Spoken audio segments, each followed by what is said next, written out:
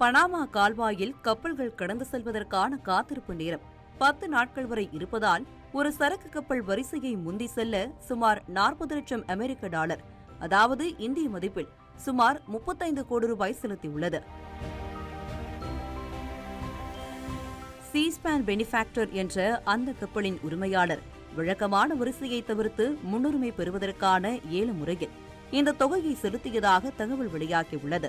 Panama கால்வாய் நிர்வாகம் வழக்கமான முன்பதிவு முறைக்கு அப்பால் ஏலம் மூலம் கப்பல்களுக்கு வரிசையை தவிர்த்து செல்லும் வாய்ப்பை வழங்குகிறது. ஆனால் இந்த 40 லட்சம் டாலர் கட்டணம் சமீபத்திய 7 நாட்களின் சராசரி ஏலத்தொகையை விட 2 மடங்குக்கும் அதிகம் என கூறப்படுகிறது. ஈரான் போர் காரணமாக கப்பல்கள் மாற்று கடல் வழிகளை தேடி வருவதால் பனாமா கால்வாயில் வழக்கத்தை விட போக்குவரத்து நெரிசல் அதிகரித்துள்ளது.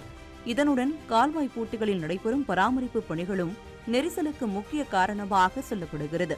இந்த நிலையில் நீண்ட நெடிய வரிசையில் காத்திருப்பதை தவிர்க்க ஒரு கப்பல் கொடுத்த தொகைதான் இப்போது சமூக வலைதளங்களில் பேசுபொருளாக மாறியுள்ளது.